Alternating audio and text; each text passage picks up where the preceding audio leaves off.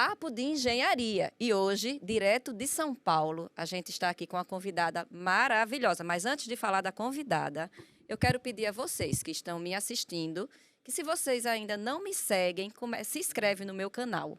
E também encaminha esse vídeo para seus colegas, seus amigos, seus grupos de trabalhos, que com certeza esse episódio de hoje vai ter um conteúdo super especial. Eu não me apresentei, mas eu sou Renata Gomes, host desse podcast. E agora eu quero falar dessa convidada, que, gente, ela é maravilhosa. Ela é linda, não só por fora, mas por dentro também. Uma pessoa incrível. Comigo aqui hoje, dividindo aqui essa mesa, Priscila Bezerra. Ai, que obrigada, viu? Por fora é Photoshop. Eita, é muito bom, Pri, estar aqui com você. Aqui em São Paulo, é uma cidade assim que eu tenho uma simpatia muito grande.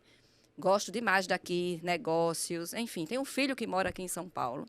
E estar aqui com você é um motivo assim de muita alegria e satisfação. A alegria é minha, agradeço demais o seu convite. Já era pra gente ter gravado há um tempão, né? Mas não deu certo. E quando veio o convite novo, eu falei, não vou perder essa oportunidade. Então, porque agradeço. tinha que ser hoje. Tinha que ser hoje. Não é? Perfeito. Então, agradeço o convite. Queria dizer que eu te admiro demais também como profissional, como mulher. Então, você é uma inspiração para mim, tá? Que bom. Somos, né? Somos. É uma troca. E hoje, gente, a gente vai falar sobre problemas de infiltração na construção. Vocês sabiam que mais de 83% das construções têm problemas de infiltração? Para esse tema, eu escolhi Priscila Bezerra. Priscila Bezerra, ela é especialista nessa área de impermeabilização. Ela é fundadora da PB Obra Seca, uma empresa especialista na parte de projetos e consultoria de impermeabilização.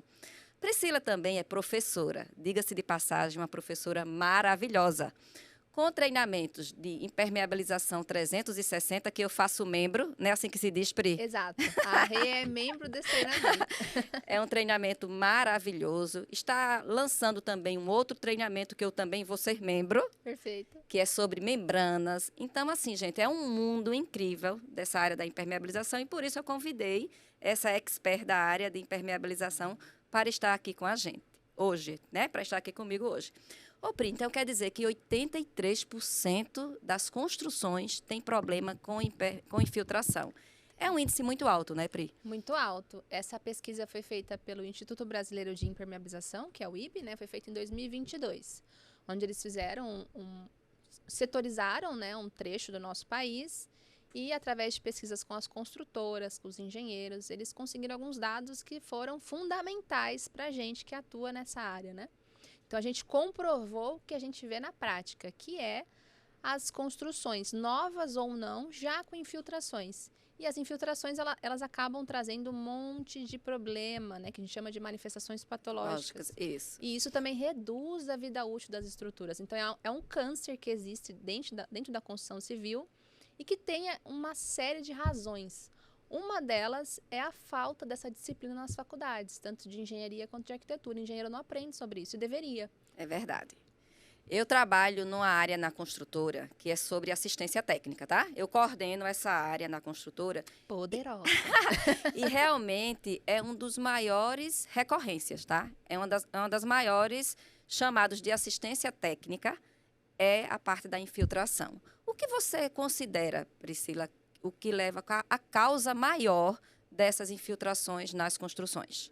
Primeiro é o desconhecimento, que a gente acabou de pontuar, né, Rê? Que é a falta da consciência da importância realmente que existe para essa disciplina dentro da construção. Então, infelizmente, a gente não tem essa conscientização ainda, mas como você falou, a gente tem um treinamento, que é a impermeabilização 360 graus, que é justamente para trazer essa consciência para todo o setor.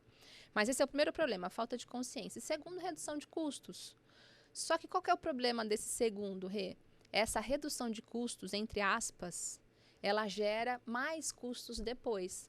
Porque se eu não invisto na impermeabilização, que é o que vai evitar, né, as infiltrações, se eu não invisto na impermeabilização, eu vou ter fatalmente as infiltrações, e aí para corrigir eu preciso quebrar, eu preciso desmobilizar, eu preciso investir muito mais do que se eu tivesse feito de forma adequada na etapa de planejamento, de projeto e de execução da obra.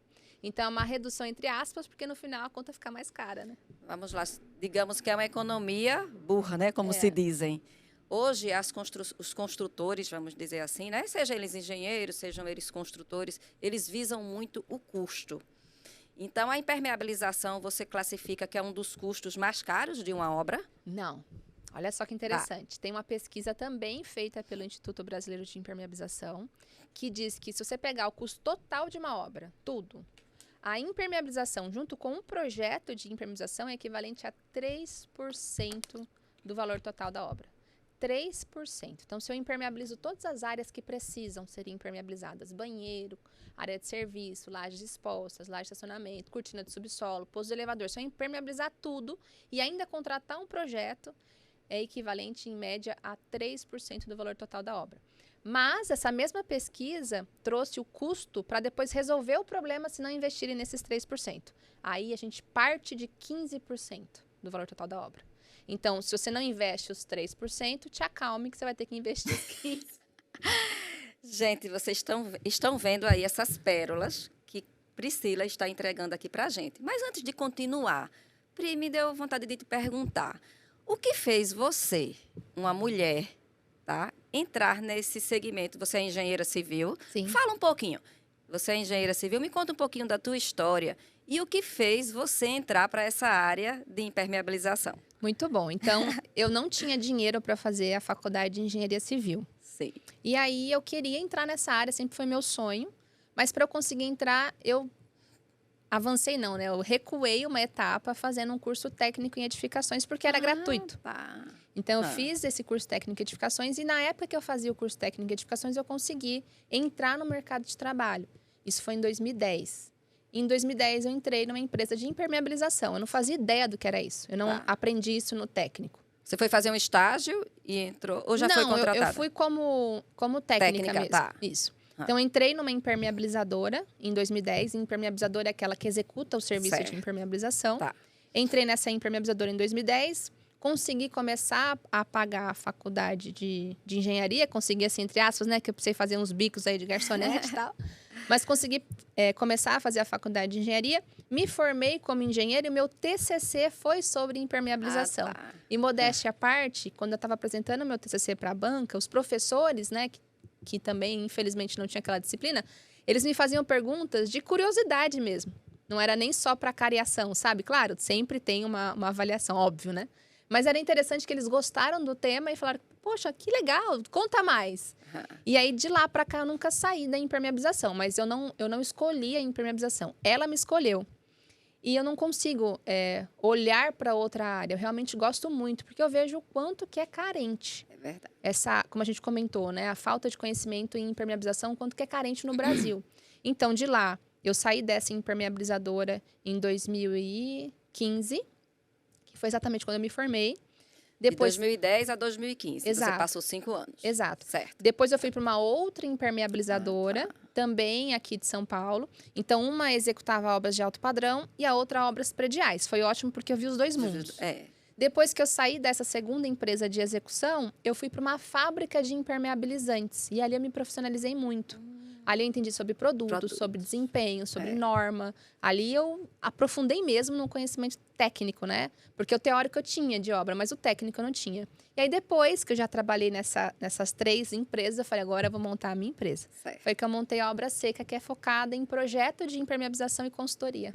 Essa parte de projetos é muito importante para uma obra. E eu acredito que as construtoras não têm muito esse costume de fazer o projeto de impermeabilização. Eu digo isso até porque, como eu atuo em uma construtora, a gente tem projetos arquitetônicos, hidrossanitários, elétrico, enfim.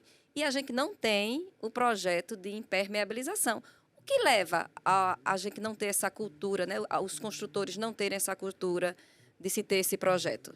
Olha, eu acho que se eles algum dia tiverem a oportunidade de contratar um projeto de impermeabilização, eles nunca mais param. Porque talvez eles não tenham ainda percebido o valor que aquilo traz de benefício para a construtora. Mas eu vou citar alguns. Em primeiro lugar, a construtora que não contrata projeto de impermeabilização não está atendendo a norma de desempenho, que é a 15575. Isso. Porque na norma de desempenho, um dos requisitos que ela traz é a estanqueidade. E ela traz a vida útil de projeto. A gente só consegue ter uma vida útil de projeto se tiver projeto. Isso. Então, a consultora que não tem projeto de impermeabilização, ela já não está atendendo a norma de desempenho. Perfeito? Muito bom. Esse é o primeiro item. O segundo item, quando a construtora contrata um projeto de impermeabilização, no momento certo, a gente consegue fazer a compatibilização das outras disciplinas. Então, a gente conversa com o pessoal de hidráulica. Olha, tem como se adicionar mais ralos aqui para a gente reduzir a cota da impermeabilização? A gente conversa com o pessoal de estrutura. Olha, Essa história de ralos é muito séria. muito. Tubos de ventilação na coberta é muito sério também. Sim. Às vezes eu já cheguei em situações que eu trabalho também com essa parte de inspeção, tá? Aham. Então a gente chega em situações que está com problema de infiltração. Depois até eu quero que você fale um pouco a diferença de infiltração, de vazamentos, aqui para quem está nos escutando. E às vezes, Pri, eu vi tubos muito colados no muro do platibanda da coberta. Né? Aí Então é dificulta. muito importante se ter o projeto, porque Sim. evita todas essas intercorrências depois, né? Exato. Então, no momento que a gente está projetando, a gente conversa com as outras disciplinas e faz a compatibilização. A gente vai se ajustando. Mas não é só isso. Não para só aqui. A gente também monta um escopo de serviços. Então, quando a construtora ela vai contratar o aplicador, que é aquela empresa que vai executar, todo mundo orça igual. Todo mundo orça a mesma coisa. Porque imagina para o comprador da construtora. Ele tem um monte de coisa para contratar, um monte de serviço, um monte de material para comprar. Ele recebe um orçamento de uma empresa de impermeabilização que ele vai olhar o preço final. Deu R$400 mil, um exemplo. Tá. Aí ele pega, isso sem projeto, né? Ele pega a segunda empresa, ele vai olhar, deu R$600 mil. Ele vai para de 400. Ele vai para de 400. Mas será que os dois estão oferecendo a mesma coisa? É verdade. Será que um não está colocando uma manta mais nobre? Será que o outro não está considerando um material que não atende norma? Será que o outro tem capacidade técnica? Então, o projeto, ele mitiga esse erro, porque o comprador manda uma planilha de escopo de serviços equalizada e todo mundo orça a mesma coisa, atendendo a norma de desempenho. Então, isso é muito importante a gente ressaltar, né? Os benefícios que a construtora tem. E aí, talvez, se ela nunca contratou, ela não tenha sacado ainda esses benefícios. É verdade, muito importante isso. Existe algum tipo de construção que é mais factível ter esses problemas de infiltração, Pri? Todos eles. Tá. Por quê? Os métodos construtivos que a gente utiliza no Brasil trazem materiais porosos. Então, seja a construção de concreto armado, laje de pré-moldada, né, laje alveolar ou qualquer outro tipo de laje pré-moldada, wood frame, steel frame, madeira engenheirada, todos esses métodos construtivos precisam ser impermeabilizados, precisam ser protegidos. Então, todos os tipos de estruturas, infelizmente, a gente precisa cuidar da porosidade, porque senão a água entra e aí a gente tem as manifestações patológicas. E eu vou até fazer um parênteses aqui. Faça. Não é só a água. Às vezes a gente se preocupa só com a água, mas não é só a água. Existem outros agressores também. Então, se a gente faz projeto, por exemplo, para a área industrial, a gente tem ataque químico. Se a gente faz projeto de impermeabilização para a área de saneamento, a gente tem ataque biológico, ataque mecânico. Então, tem uma série de agressores que a impermeabilização precisa proteger a estrutura. Não é necessariamente só a água. Perfeito. E assim, fala um pouco também sobre o dano para a construção que a água provoca. Muito bem. Então, vamos imaginar aqui um concreto armado. Certo? Concreto armado é concreto com a ferragem, né, que é a armadura.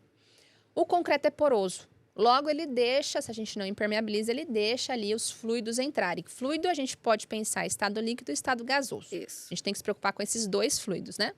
Vamos falar do teto de um reservatório, por exemplo. Tá. A gente tem a evaporação da água, e aí o cloro, ele passa pelo concreto e vai achar a minha ferragem. É comum não impermeabilizar o teto do reservatório, né? Exato. Eu vejo muito isso nas inspeções. Exato. As ferragens aparecendo. Vamos explicar o risco que a gente está correndo. Vamos falar então do reservatório. Tá. Então, a água que está armazenada naquele reservatório, ela evapora. Quando essa evaporação, que é o cloro, ataca a ferragem, que não tem proteção, aquela ferragem, ela entra no processo de oxidação, então ela expande. Nessa que essa ferragem expande, ela cria algumas fissuras e acaba soltando ali o cobrimento do concreto, Isso. que é aquela capinha do concreto, Aham. né? E aí a armadura fica exposta. A armadura estando exposta, ela vai perdendo ali a sua eficiência. Então, a gente tem uma redução da vida útil da estrutura gerada pela falta da impermeabilização. Isso a gente vê praticamente em todos os reservatórios, não é? E isso sem falar que deve provocar algum dano àquela água daquele reservatório. É, muito provável. Muito provável, né? Sim. E outra coisa, me diga uma coisa. O que você diria agora para os construtores que estão escutando a gente sobre a importância desses projetos? O que é que você diria? Redução de custos. Acho que esse é o maior benefício do construtor. Redução de custos. Embora pode parecer que ele está investindo em algo, mas que ele não vê muito valor agregado, esse investimento tem retorno. E o retorno é a falta de manutenções emergenciais que ele vai ter que fazer se ele não investir. Então, recapitulando, se eu não impermeabilizo de forma adequada, eu não tenho uma estrutura protegida, ela está sujeita ali às ações deletérias, né? Falando bonito! Está sujeito ali aos processos ao processo deteriorante mesmo ali. De degradação, Degradação, né? da estrutura. E o construtor vai ter que gastar para reparar aquela estrutura. Tem uma lei do Sitter, você já deve conhecer. Sim, a lei do Sitter, que é a razão, né? Que é a progressão aritmética que aumenta os gastos quando você não faz a manutenção de forma adequada, a manutenção fica muito mais cara. Então, é redução de custos. Quando você investe, você reduz. Hoje a gente conscientiza muito a importância da manutenção preventiva, né? É tão engraçado, até interessante ontem que eu saí com um casal à noite e eles não entendem que precisa fazer manutenção, Priscila, no apartamento deles. Diga aí. Então, a falta de consciência, de conhecimento, digamos assim, das pessoas, até dos próprios moradores, de síndicos, eles não estão atentos que precisam fazer manutenção na edificação deles. Recebem um imóvel e pronto, está tudo certo. Aquele imóvel vai durar ali 300 anos. Não vai, né, Rê? Não vai. E por que é tão importante a manutenção? Quando a gente faz um projeto de impermeabilização, a gente calcula a VUP, que a norma de desempenho pede, né? Que é a vida útil de projeto. Então, falando em impermeabilização, a gente tem basicamente 2 cenários. A impermeabilização exposta, por exemplo, dentro de um reservatório, ela fica ali exposta, né? Ou a impermeabilização protegida, que é aquela que tem proteção mecânica, tem revestimento e daí por diante. A impermeabilização exposta, ela precisa ser projetada para durar no mínimo 8 anos. A protegida, ela tem que ser projetada para durar no mínimo 20 anos. Isso para atender a norma de desempenho. Quando ela tem a proteção mecânica. Exato. Certo. Ou um revestimento, ela está protegida, né? Tem quantos? 20 anos? 20 anos a protegida é a mínima. Tá. 8 anos a exposta é a mínima. Certo? Então, eu calculo para chegar nessas datas. Só que o cálculo que a gente faz como projetista é levando em consideração a VUR, que é a vida útil de referência que o fabricante me dá. Tá. Só que para a gente chegar nessa VUP, eu preciso de manutenção. Então, não tem como a gente imaginar que uma impermeabilização exposta, sem nenhum tipo de manutenção, vai ter essa durabilidade de 8 anos. Aí vamos lá. Quais seriam as manutenções de uma manta dessa exposta que o síndico deveria implantar no condomínio? Perfeito. Então, por exemplo, de manutenção? Se for uma impermeabilização exposta. Né? Com uma manta aluminizada, por exemplo, que é aquela manta que tem acabamento em alumínio, né? Tá. Então, ele constantemente, após, vamos supor, uma chuva forte, ele tem que checar como é que estão as tubulações hidráulicas. Tem alguma vegetação ali, alguma incrustação, tem que desobstruir.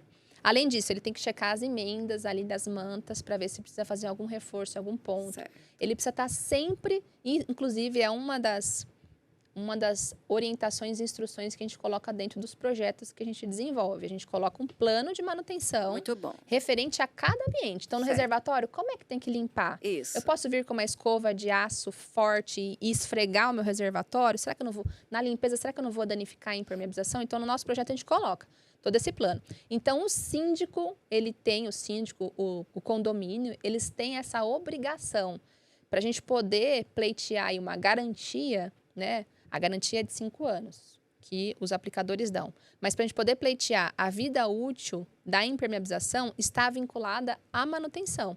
Então, o síndico e os condomínios, eles têm a obrigatoriedade de seguir a manutenção que a construtora direcionou para eles. Então, essa obrigação é do proprietário.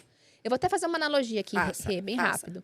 Quando você compra um carro zero. Certo. Você, para conseguir a garantia do fabricante, precisa fazer as manutenções e revisões no fabricante, certo? Isso. Se você fizer fora, você perde a garantia. É uma analogia muito semelhante. Então, a impermeabilização, para você conseguir chegar naquela vida útil, você precisa fazer a manutenção de forma adequada. Então, para a construtora, quando ela vai montar o manual, porque a construtora tem a obrigação, de entregar. O manual de uso e operação, né? Isso. Daquela edificação. Exato. para ela entregar aquele manual completo, o projeto também é formidável, porque o projeto traz essa informação de como tem que ser a manutenção da impermeabilização. Isso. E essa orientação, ela é personalizada. Então, se é uma laje que foi impermeabilizada com uma membrana de poliuretano exposta, o que eu tenho que fazer para aquela membrana permanecer estanque, né? Num reservatório, numa laje de cobertura, como você comentou, numa piscina, qual é o tratamento que eu tenho que fazer nela de manutenção para que aquela impermeabilização atinja aquela vida útil? Muitas informações. Muitas. Muitas informações que a gente... Deixa eu voltar para a laje de coberta, certo? Você falou sobre manta aluminizada. Deixa eu te perguntar, é recomendado se colocar essa manta de alumínio em lajes de coberta, Priscila? Olha, a gente tem que analisar sempre caso a caso. Tá. A gente tem que analisar qual a metragem da laje, a gente tem que analisar qual foi o método executivo, se foi concreto armado, se foi pré-fabricado, a gente tem que analisar a região que ela está. A gente tem que deixar alinhado junto com o contratante qual é a vida útil que ele quer daquela impermeabilização. Mas, falando de modo prático, se a gente vai entrar com uma manta asfáltica alumínio, ela não pode ser monocamada. A gente precisa aplicar pelo menos 2 camadas de manta. Então, a gente faz uma primeira camada de manta asfáltica e aí depois, por cima, a gente aplicaria essa manta asfáltica com acabamento em alumínio. Só que sabendo que ela estando exposta, a vida útil dela é menor do que se ela estivesse protegida. A gente vê a aplicação dessas mantas muito em edificações mais antigas ou que está acontecendo algum problema de infiltração, certo? E a gente, quando faz essa inspeção, a gente entende que ela não é recomendada, tá? Por quê? Por conta do tamanho da área. Qual seria essa área que seria permitido aplicar essa manta de alumínio? Então, Rê, aí a gente tem que avaliar o fabricante. Então, por exemplo, falando em manta asfáltica, tem a tipo 1, tem a tipo 2, tem a tipo 3, tem classe A, classe B. E essas informações, elas estão vinculadas ao desempenho daquela manta asfáltica. Então, se é uma laje, por exemplo, de estacionamento, ela tem que ter uma resistência à tração maior do que se for uma laje de cobertura, por exemplo. Mas, falando em laje de cobertura, não especificamente é errado colocar manta asfáltica, desde que eu tenha... A de alumínio. Isto, perdão, a manta asfáltica com acabamento de alumínio. Não especificamente é errado, desde que eu calcule a vida útil de projeto e eu consiga chegar naquele mínimo de 8 anos. E para a gente chegar, tem que ser com dupla manta asfáltica. A gente não consegue chegar na vida útil mínima com uma manta asfáltica só em acabamento em alumínio. Não consegue. Então, aí tá errado. Agora, se eu impermeabilizo com dupla manta asfáltica e a de cima ela é em acabamento em alumínio, a gente consegue chegar nessa vida útil. Só que tem que ter manutenção. Eu acho que nada é aquele copia e cola. Não. Não existe. Cada caso é um caso, não é isso? Cada caso é um caso. Tudo tem que se fazer um estudo. Agora, me diga uma coisa. Eu estou lá inspecionando aquela área. Como é que eu vou entender qual foi o processo construtivo que foi aplicado ali, se às vezes um prédio é mais antigo e o síndico não tem essas informações para passar para a gente? Aí eu já quero que você me diga aí como é que a gente faz nessas ocasiões. A gente já pegou projetos de estruturas que têm 50 anos de idade, não tem mais projeto. E se tiver um projeto, às vezes você tem uma planta de hidráulica do 10º pavimento, depois do térreo você tem um de estrutura, se perde muita informação, né? O que a gente faz, nesses casos, é uma janela de inspeção. Então, a gente, durante o desenvolvimento do projeto para retrofit, que é essa reforma, a gente, em algum momento, faz uma janelinha de inspeção mesmo, quebra, inspeciona a estrutura, inspeciona o que existe lá de impermeabilização para poder entender como foi executado. Isso, o que a gente está lidando, qual é a concepção daquela estrutura. Então, às vezes, é necessário ir para um ensaio destrutivo. E, às vezes, até indicar o profissional habilitado naquela área para fazer esse tipo de inspeção. Também, não é? Também, perfeito. É importante isso. Em relação a custos, né? Às vezes as pessoas não investiram nos projetos, às vezes as pessoas não fazem a manutenção adequada. Aí chega a hora de corrigir aquela ausência de manutenção. Me fale sobre custos, por não ter respeitado todos os processos que deveria ter sido e chegar nesse momento de fazer essa manutenção corretiva. Qual é, assim, a parte de custos que a pessoa, né, que o construtor, que o síndico, que o morador vai ter por não ter feito esses processos? Aí vai depender de caso a caso, né? O que ele vai quebrar? É um mármore importado? Ele vai quebrar uma proteção mecânica? A gente tem sempre que avaliar o caso a caso. Mas estudos trazem um custo que parte de 15% do custo total da obra. Então, reformar é muito caro. Você refazer um trabalho é muito caro.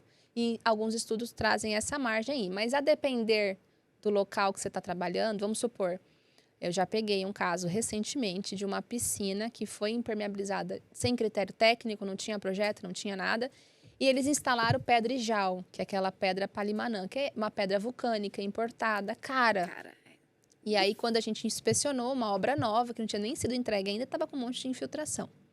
A recomendação foi arrancar tudo e refazer do zero. É muito fácil dizer isso, né, Priscila? É muito fácil, infelizmente. Mas, como é que você vai entregar uma obra que já está com infiltração antes dela ser entregue, né?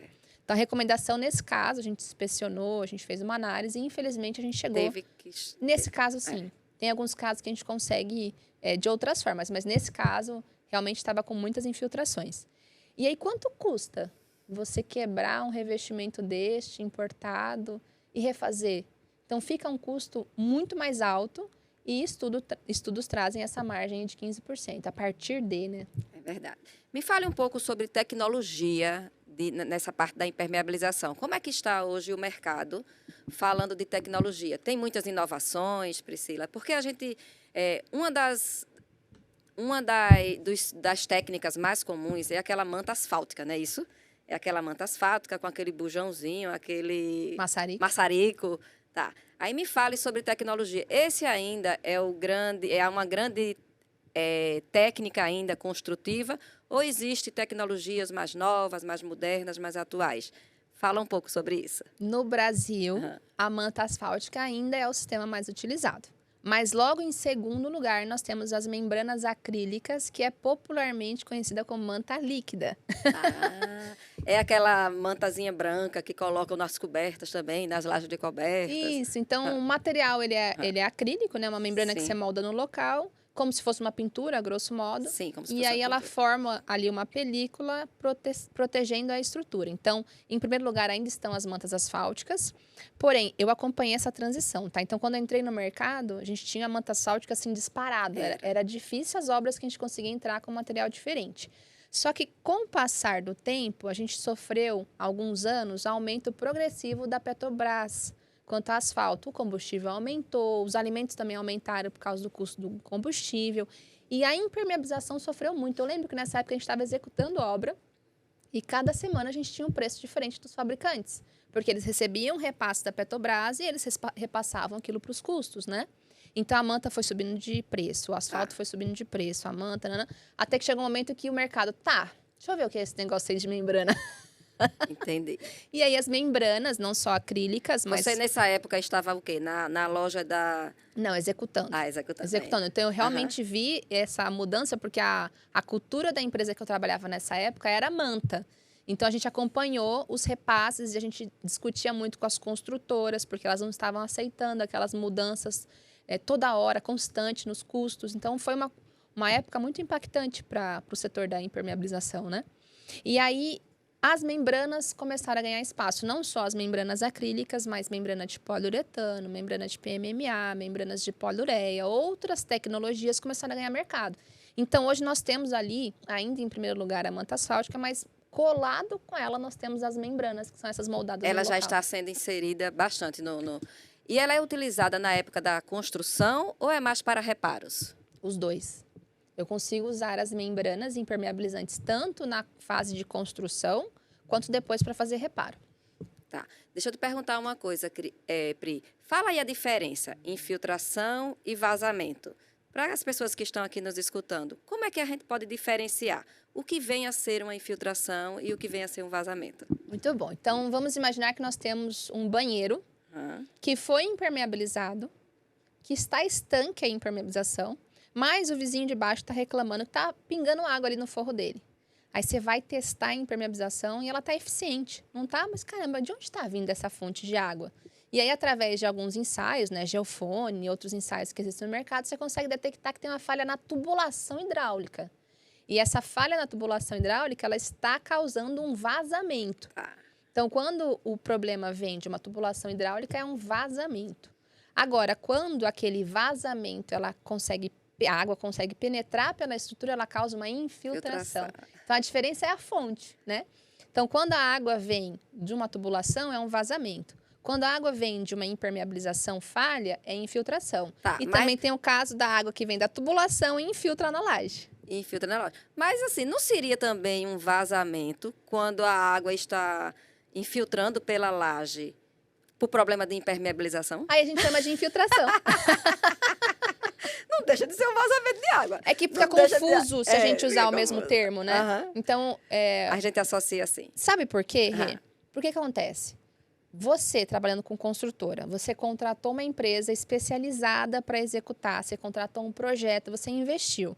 Aí você chega na sua obra e você vê água. Quem é a primeira pessoa que você vai atrás? É o aplicador que executou. Só que o problema, se for vazamento, não é culpa dele. Você entende? Claro, tem algumas exceções, sempre tem, a gente tem que analisar caso a caso, né?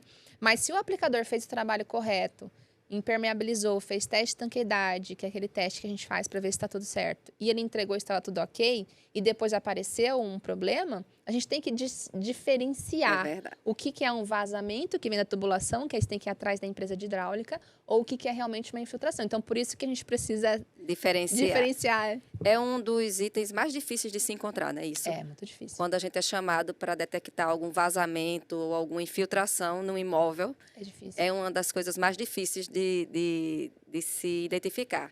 Eu passei recentemente por uma situação de um vazamento provocado pela laje e estava vazando no apartamento de baixo, tá? O vazamento, ele vinha do apartamento de cima e a cliente, quando entrava na porta... Imagina, você entrar na sua casa e se deparar com um vazamento de água ali, Priscila. Não é brincadeira, né? E aí a gente, através de análises sensoriais, a gente vai tentando identificar de onde venha, certo? Então, a gente desconfia de pontos de água, que é no caso do vazamento por tubulação, e a gente desconfia também de impermeabilização, porque tinha proximidades de banheiros próximos. E a gente, nessa edificação, a gente já teve problemas de infiltração causado por impermeabilização.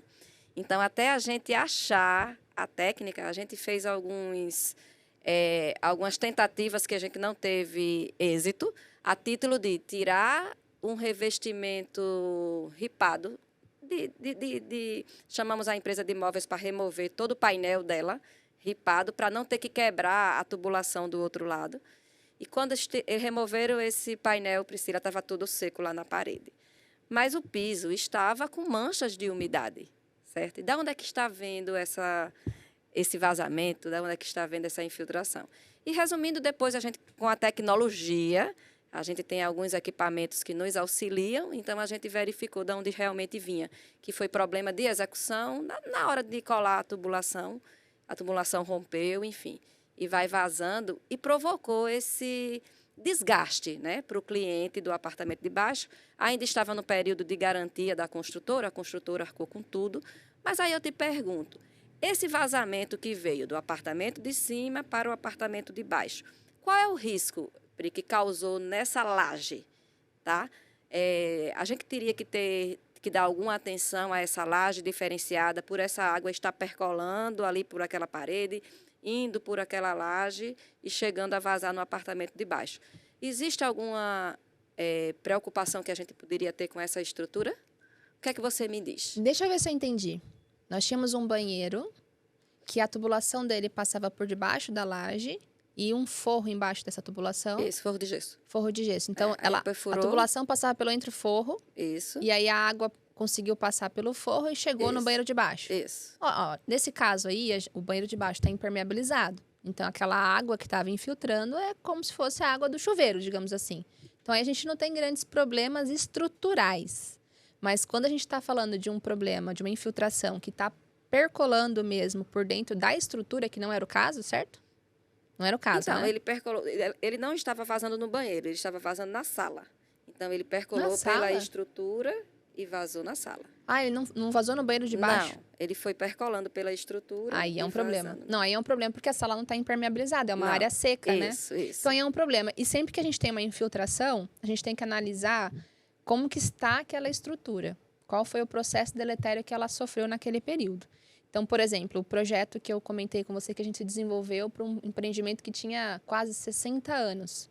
Ele estava sofrendo ali com a intrusão da água, sofrendo há um tempo, corrosão da armadura, destacamento do concreto, aquela coisa toda que a gente está acostumado a ver no dia a dia. Além da gente estancar aquela estrutura, que foi o que a gente ofertou dentro do nosso projeto. Então, olha só, condomínio, vocês vão precisar refazer essa impermeabilização existente para parar de entrar água. Mas o que acontece? Aquela estrutura já sofreu. Então, nesse caso, a gente recomendou que eles fossem atrás de um projetista de estrutura, de um profissional capacitado referente à estrutura, para ele analisar aquela estrutura, para ver qual seria o reparo necessário que deveria ser feito, ou o reforço, em algumas vezes, que precisa ser feito. Reparo é uma coisa mais superficial, mais tópica, e reforço é realmente você devolver ali a capacidade pórtica da estrutura. Então, além de parar de permitir a entrada de água, a gente precisa ver como é que está essa estrutura. Certo, muito bom. Ô, Pri, quais são os danos à saúde que esses problemas de infiltração podem causar para os usuários daquele imóvel? Pergunta muito boa. Muito boa, porque a gente está falando só de estrutura, de gasto, de não sei o que lá, mas, na verdade, quem mora num ambiente que tem umidade, aquela umidade que existe dentro da nossa construção, ela é um ambiente perfeito para a proliferação de fungos e bactérias. Então, se na sua casa você tem umidade, aquela umidade tem mofo, tem bolor, saiba que você está inalando isso. E isso pode gerar para você problemas respiratórios, problemas oculares, problemas pulmonares, alergia e daí por diante. Então, impermeabilização também é saúde para a sua edificação e para a sua família. Então, é um ponto muito importante, que é o que aquela construção pode me gerar de problemas de saúde. Não só na minha casa, mas no meu consultório, não é verdade? Qualquer imóvel, no hospital. Qualquer imóvel. Sim. E a gente vê tanto essas infiltrações vindo na parede da sala, né? É muito comum a gente entrar em casas que tem aquela infiltração no rodapé. O que é que provoca esse... Por que a gente não consegue resolver? Coloca manta, argamassa polimérica, coloca isso. E por que não se consegue resolver esse tipo de situação? Porque a umidade, ela funciona como se fosse uma corrente elétrica. Certo. Quando a gente tem uma corrente elétrica, a gente precisa ter algo condutor. Se eu corto o fio, eu corto a condução e eu não consigo mais ter a propagação da corrente elétrica. A umidade é a mesma coisa. Então, o solo, a terra, tem umidade. Ah, mas eu moro numa região que é seca. Ok, mas em algum momento vai chover. Vai chover, vai saturar aquele solo e ali vai ter umidade. Aí o que acontece? A depender da pressão que existe nessa água, essa pressão vai elevar essa umidade através dos polos capilares que existem nos materiais da construção civil, e a gente vai tendo ali a umidade ascendente, que é quando a água ela vai subindo por capilaridade. Certo. E aí subiu por capilaridade, nada impediu ela, nada cortou a corrente, nada impediu ela, ela vai subindo. E aí fica um rodapé com umidade, fica um rodapé com mofo, estufado, daí por diante. Como resolver? Fazendo a impermeabilização adequada na fundação. E não só na fundação, a gente também precisa cortar o elo do piso com o rodapé. Tá, mas a casa pronta, como é que vai fazer na fundação? Aí tem algumas técnicas que a gente pode adotar, tem que analisar casa a casa. Contrate a PB Obra Seca. Vou dar 2 exemplos aqui. Você pode resolver com injeção química, Sim. que é quando você, a depender do que tem do lado externo, você faz algumas injeções químicas para impedir, para cortar essa condução que existe da água. Ou, em alguns casos, se for uma alvenaria não estrutural, se for uma alvenaria só de vedação, a gente pode cortar realmente 1 metro ali da alvenaria, tratar, depois cortar mais 1 metro, enfim. Existe técnica. Existe técnica. Se você que está nos ouvindo enfrenta esse problema, entre em contato com a gente, Obra Seca, que a gente pode dar uma solução. Eita, que maravilha. Muito bom. Ô, Pri, e me diga uma coisa, quais são as etapas de um projeto de impermeabilização? Primeira etapa, estudo preliminar. Então, você falou, Priscila, eu quero um projeto para minha obra. Isso. Eu vou te apresentar várias soluções que nós podemos trabalhar. Nesse estudo, eu te mostro qual seria o custo daquela solução e qual seria a expectativa de vida útil dela. Então, você fala, Pri, a minha construção é de alto padrão. Então, eu tenho que ter uma vida útil maior. A minha preocupação... Eu peguei um projeto esses dias de uma construtora que, além de construir as escolas, também ganhou a licitação para fazer a manutenção dela por 25 anos. Então, eles disseram, eu quero a vida útil maior. Porque eu não quero gastar depois com a manutenção. Porque a manutenção vai ser dele por 25 anos. Então, eu apresento esse estudo para você, para o meu contratante, para ele me dizer qual é a característica daquela obra em específico. E aí... Com esta devolutiva do nosso contratante, o nosso projeto é feito especificamente dentro das características de cada obra. Então, você já tem mais ou menos uma noção de quanto você vai gastar com impermeabilização. Muito bem, então eu entreguei estudo preliminar, você me devolve com a resposta daquele estudo preliminar, qual caminho você quer que a gente siga. Certo. Aí eu faço o projeto básico. O projeto básico é quando a gente faz a compatibilização de todas as disciplinas. Por que acontece? Você vai concordar comigo, Rê.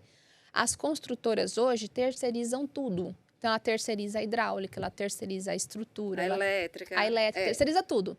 E tá cada E a um impermeabilização também. Sim. E aí tá cada um cuidando da sua disciplina. É. Então, a hidráulica fala, olha, tem que ter um ralo aqui. Ela faz o estudo para ver se ali não passa nenhuma viga e tal. Tem que ter um ralo aqui. A elétrica fala, olha, tem que ter uma tomada aqui. É. A estrutura fala, olha, aqui, cada um tá dentro da sua disciplina. Só que, muitas vezes, quando você vai juntar tudo, é um Frankenstein que você tem um monte de incompatibilidade. Às vezes, por exemplo, eu peguei esses dias uma cortina de subsolo, que é aquela parede de subsolo, né?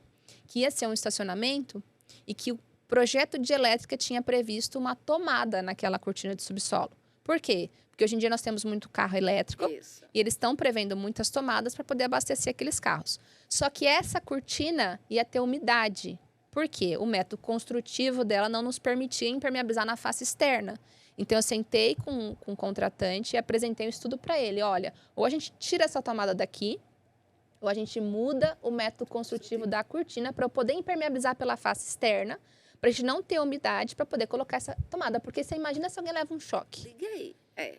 Uma cortina que tá úmida e que tem uma tomada. Você vai ligar seu carro, você pode ter uma morte até. Isso. Muito bem, então a gente faz nessa segunda etapa a compatibilização de todas as disciplinas. A gente tenta mitigar ao máximo todos os problemas. Depois todo mundo me devolveu o estudo, a hidráulica aceitou a minha sugestão de ralos adicionais, a estrutura aceitou uma eventual mudança ali de alguma característica, a arquitetura me deu mais cota para trabalhar, enfim, todo mundo devolve. É. Aí sim a gente emite o projeto executivo, que é aquele que vai realmente ser executado na obra. Essa parte das tomadas elétricas, a gente entrega os prédios já com as tomadas. E a gente instalou nos pilares. A gente entendeu que ali seria o ponto mais seguro e já foi projetado, né? Por conta da umidade? Também. Para não ferir a parte do muro, né? De todo o muro do subsolo. Ô, Pri, muito legal estar aqui com você. É um bate-papo maravilhoso, né? É um mundo. Sim. Essa parte da impermeabilização. Sim. E assim, diz algumas dicas. Eu sou engenheira de uma obra. Eu vou começar aqui, vou construir uma casa. Aí, qual método qual sistema de impermeabilização eu devo escolher para cada ambiente? O que é que você me diria assim? Digamos que eu seja uma leiga e eu estou lhe contratando. O que é que você responderia para essa leiga? Eu responderia que não existe um sistema perfeito de impermeabilização que vai resolver todos os problemas. E que a gente realmente tem que analisar caso a caso. A gente realmente tem que entender qual é o seu prazo de obra, quanto tempo você tem para executar, o que vem depois de mim, qual é a cota que eu tenho para trabalhar. Então, não existe uma fórmula mágica. Não existe... Claro, eu sei que existe... Eu venho do mercado de execução, eu sei que existe o que é geralmente executado, né? Mas o que geralmente é executado não quer dizer que é o mais aconselhado. Então, para essa engenheira, eu indico, contrate um projeto de impermeabilização. A gente, na construtora, uma das coisas novas que a gente está fazendo, nova sim, já tem uns 3 empreendimentos para cá, a gente está impermeabilizando a área do banheiro na sua totalidade. Tá? Totalidade que eu falo é piso e parede. Uhum. Antes a gente só impermeabilizava o piso e subia aquele rodapé. Uhum. E hoje a gente chegou à situação de impermeabilizar principalmente aquela parte que passa toda a parte de tubulação do chuveiro. O shaft. O shaft, né? Uhum. E a parte também dos registros, enfim, toda. Aí a gente está impermeabilizando. E o que é que a gente entendeu? Que isso diminuiu os chamados de assistência técnica por falhas na impermeabilização.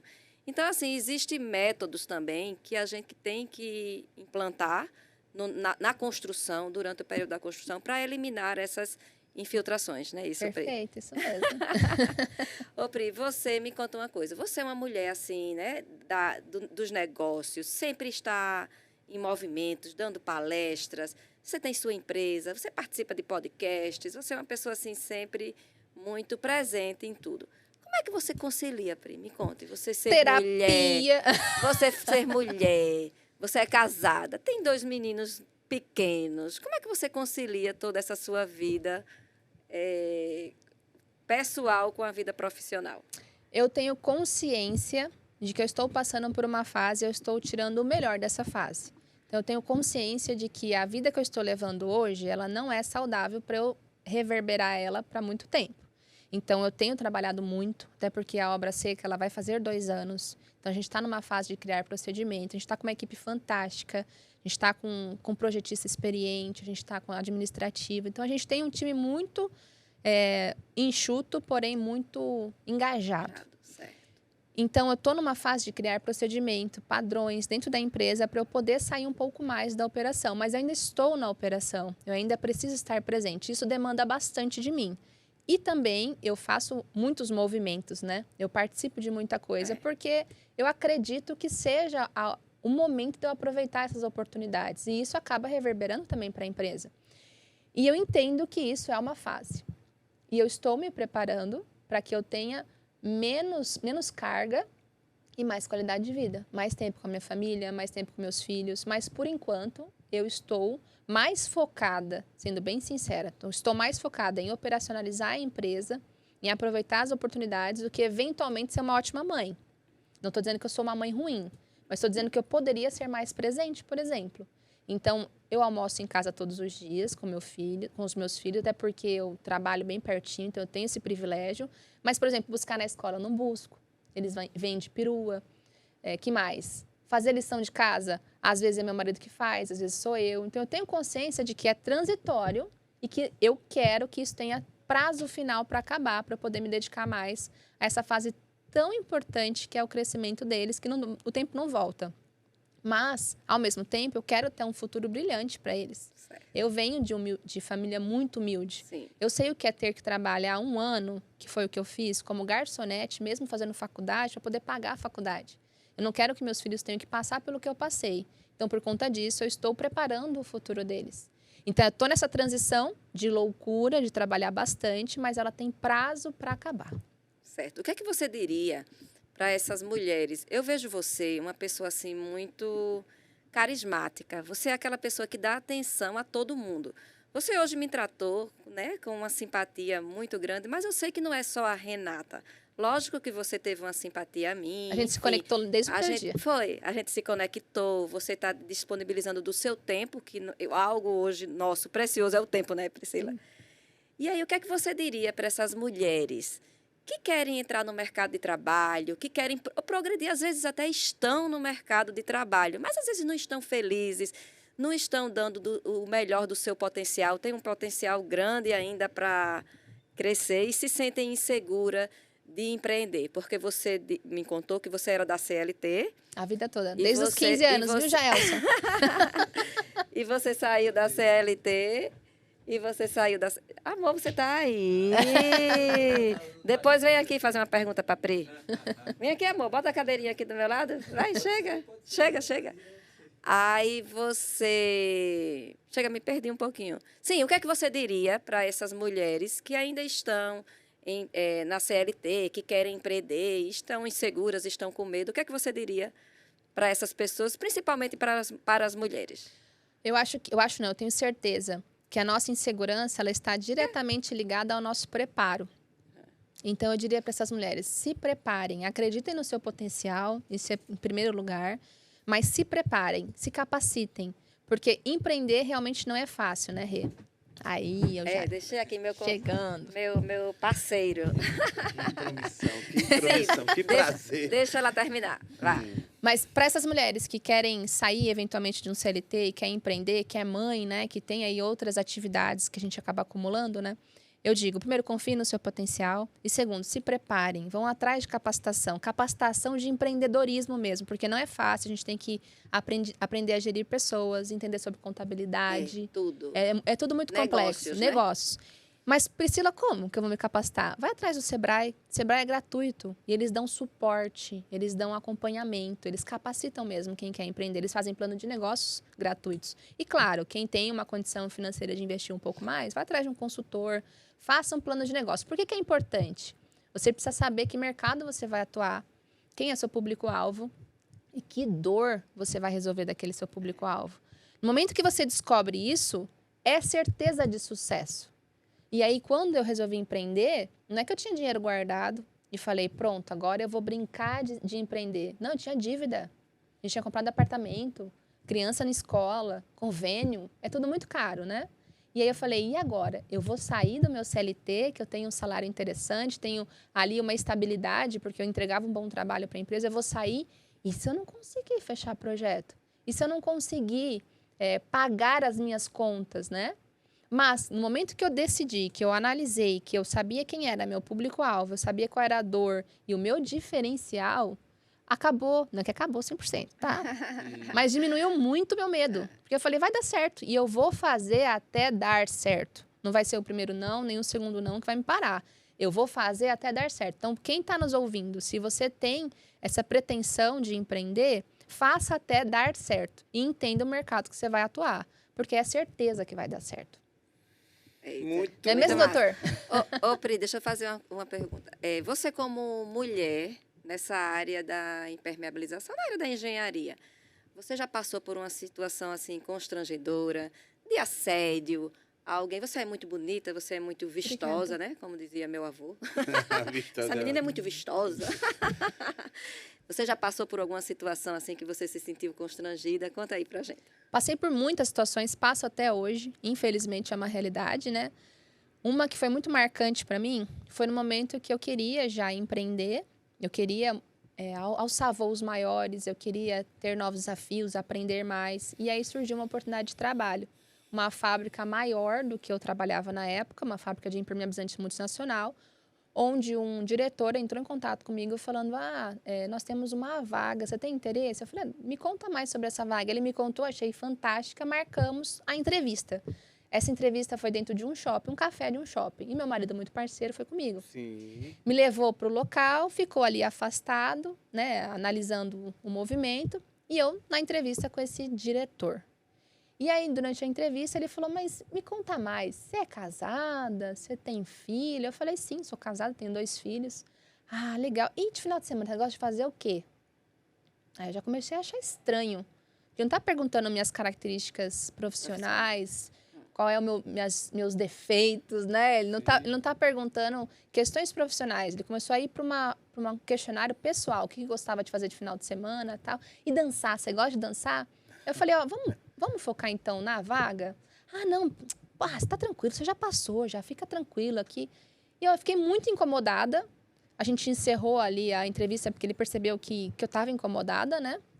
E aí eu saí da entrevista, me encontrei com meu marido. Ele falou, aconteceu alguma coisa? Eu estava muito mal mesmo. Que bom que ele viu tudo, né? Ele falou, eu vi que você estava incomodada, mas aconteceu alguma coisa? Eu falei, foi uma entrevista muito estranha. Beleza, passou um tempo, eu não tive mais nenhum retorno daquela tal entrevista que eu já tinha passado, né? E aí eu perguntei pro RH da empresa. Falei, olha, eu fiz uma entrevista com fulano, eu queria saber como é que está a minha vaga, né? Vaga? Eu falei, não tem essa vaga aqui aberta. Então, um diretor de uma empresa usou do cargo dele para fazer uma tal entrevista que, na verdade, era um encontro. Olha que merda. Será que isso aconteceria com um homem? Muito chato, né? Sim. Agradeço por ter sido convidado. Bem nessa hora. Bem nessa hora, não posso nem emitir a minha opinião. Deixa eu falar, gente, Papo de Engenharia é um projeto idealizado por meu marido. Meu marido sempre muito parceiro, sempre me ensinando a destravar e ir em frente, e seguir em frente. Então, ele me convidou, vamos montar um podcast, eu lhe dou todo o suporte. E hoje, gente, é a minha primeira gravação sozinha. Arrasou, né, Aqui gente? com a Escreva aqui nos Priscila. comentários o quanto que ela arrasou, hein? Mas eu não poderia deixar de convidá-lo para estar aqui, meu amor. E detalhe, A você, sem combinar. Sem combinar. Às vezes as coisas são combinadas, eu não imaginava. Estava até ali no outro trabalho. Mas, convite feito, convite aceito. Né? Parabéns aí a algo que vocês. você não gosta, né, amor? Que você veio a Eu tenho muita pulso. dificuldade, eu sou muito tímido, então eu tenho muita dificuldade. Mas estou muito contente e acompanhei toda a gravação, todos os movimentos aqui, a fala da convidada da Priscila. Eu gostei muito, eu acho que agregará muito valor no seu conteúdo como todo. Obrigada. E eu espero que a Natinha vai seguir. O Papo de Engenharia é um projeto que tem um espaço para crescer muito grande. Espere não, que ele já está. Não é? Já cresce bastante. E só pegando um gancho aí, até tem a ver com a pergunta, ou pelo menos com a observação que eu ia fazer, da Priscila. É muito chato isso que você, né, colocou e, assim, é lamentável que ainda, né? Que por toda a vida não era nem para ter existido, mas ainda ter pessoas com essa audácia, com essa, né? Mas vão caindo por terra. Né? É uma coisa muito, muito assim. E a Renata também, é uma pergunta que eu ia também assim, observar, a mulher na engenharia, que tem crescido bastante, cada vez mais ela tem ganhado seu espaço, e de maneira brilhante, exatamente no contraponto onde se achava que engenheiro só podia ser homem, né? E que só... Mas não, o respeito ele tem que permear em todas as áreas, independente da... Infiltrar em todas as áreas, né? O respeito. Infiltrar em todas as áreas. E é bom que algo como isso não nos desanima, né? Isso, Pelo contrário, quando aconteceu isso, realmente isso para mim foi um divisor de águas. Porque eu falei, cara, que merda. Onde eu tô, eu não consigo crescer mais, porque era uma empresa menor. E a única oportunidade que eu realmente acreditei que ia dar certo era fake. Eu falei, agora eu vou criar a minha oportunidade. Boa. Foi daí que Ficou surgiu... mais fortalecido, né? Sim. Eu falei, eu vou criar, eu vou abrir as minhas próprias portas. Aproveitar e mandar um recado pro Rodolfo. Rodolfo, se você quiser conversar com esse rapaz, me convide. Ele foi mandado embora, viu? Sim, mas ele teria que ter sido. Esse tal diretor foi mandado embora porque a pessoa que ela não tem ética, ela não tem ética em várias disciplinas. Lógico, né? Não, não levei adiante. Ah, tá. Ele não foi mandado pelo destino. A vida, né? Exato. A vida. Exatamente, porque a pessoa que ela não é ética em algumas disciplinas, ela acaba a casa sendo... cai. E ela acaba também não sendo em outras disciplinas. Sim. E aí a casa cai, vai por terra. A casa cai. Renata, inclusive, já viveu assim coisas parecidas e a gente, obviamente, que acompanha, né? Eu acredito que assim como o Rodolfo também acompanha. Sim. A gente está ali, não está presente às vezes fisicamente, mas, né? Está presente, eu sempre digo, às vezes para o malandro, eu digo, irmãozinho, esquece essa que todo mundo tem alguém ao seu lado, né? Tem um pai, tem um marido, de repente alguém. Ninguém é sozinho no mundo, não se engana quem pensa que... E tendo um marido, mais ainda, né? Então, assim... Eu recomendo, se quiser mexa comigo, fica melhor. Fica mais fácil de ser resolvido, é melhor do que com ela, né? Boa. Fica muito mais prático. Mas você, como mulher, além disso, assim, crescer o teu espaço para falar, para aparecer, para fazer a gestão, para vender seus cursos e tudo. Sobre isso, você tem mais o que acrescentar para inspirar as outras mulheres, assim como você, duas mulheres, né? O que é que você teria que acrescentar ainda sobre o seu espaço como mulher na engenharia? Olha, eu digo que cada gênero, né, tem as suas competências, as suas fraquezas. Então, eu admiro muito os homens, porque eles têm capacidade de fazer uma reunião, falar palavrão pro outro e mandar para aquele lugar e acabou a reunião e tomar um café. A mulher não tem essa capacidade. A mulher já leva ali o ranço, né? Nós não temos essa capacidade, a gente não é tão política. Tem quem tem. Tem mulher que tem, exato, mas nós temos diferenças. A gente quer ser tratada de acordo com o nosso potencial, né? Não digo nem ser tratada igual, porque nós não somos iguais. Não. Justamente porque a gente tem as nossas diferenças. O homem tem características boas em alguns aspectos e a mulher tem boas em outros.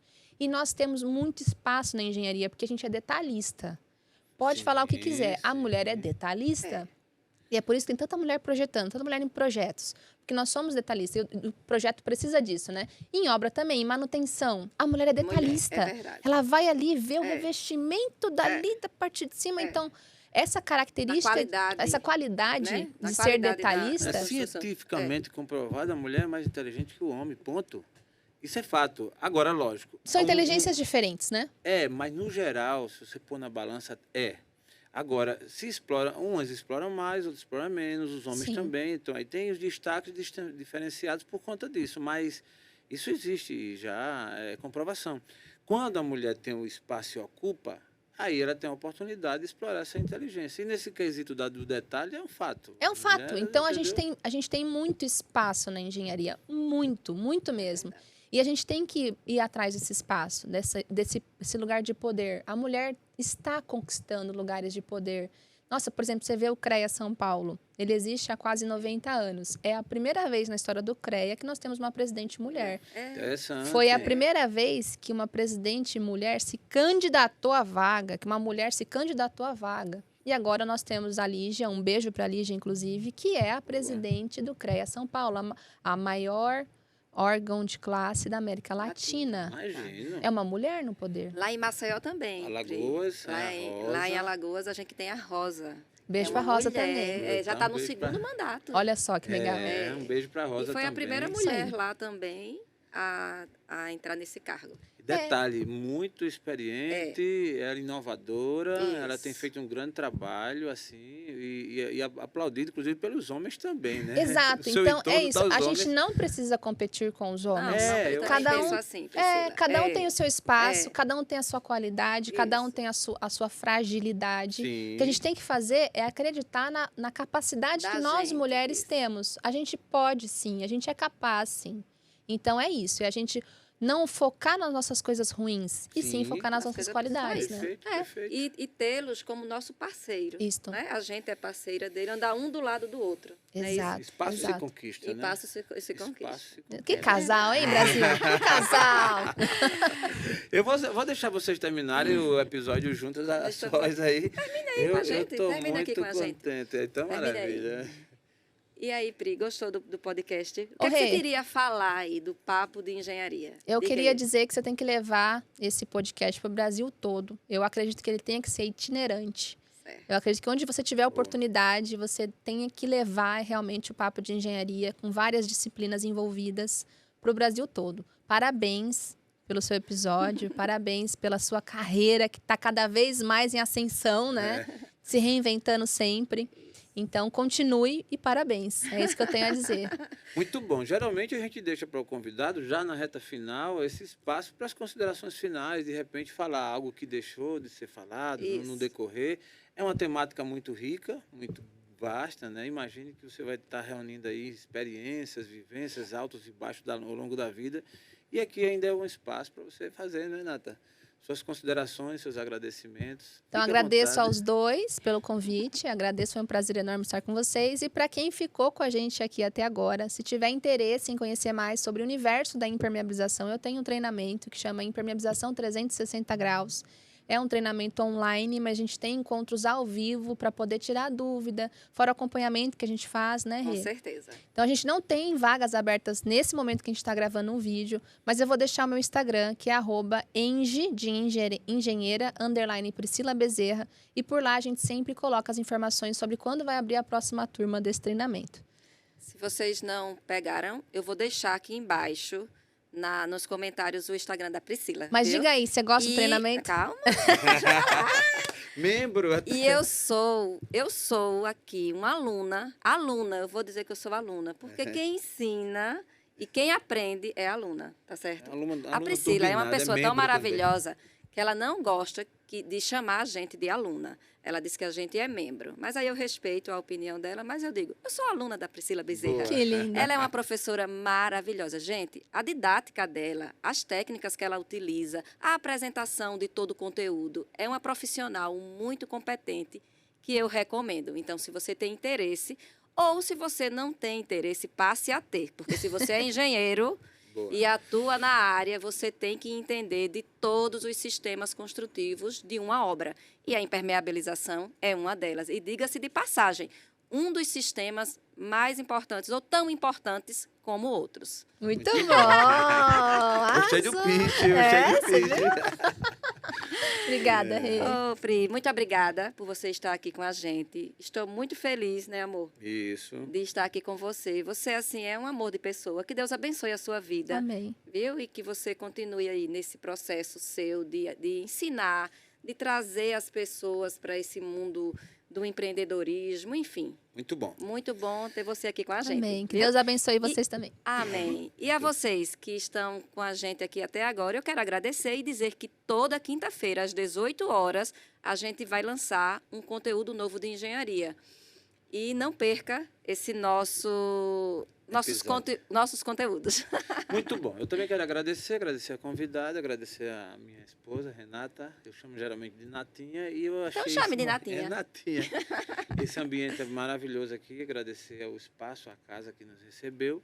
E que vocês, engenheiras, continuem com esse brilho e ocupando o espaço que é de vocês. As mulheres precisam cada vez mais avançar e fazer o que sabem tão bem fazer, que é ensinar o que sabem e ocupar e avançar seus espaços. Parabéns.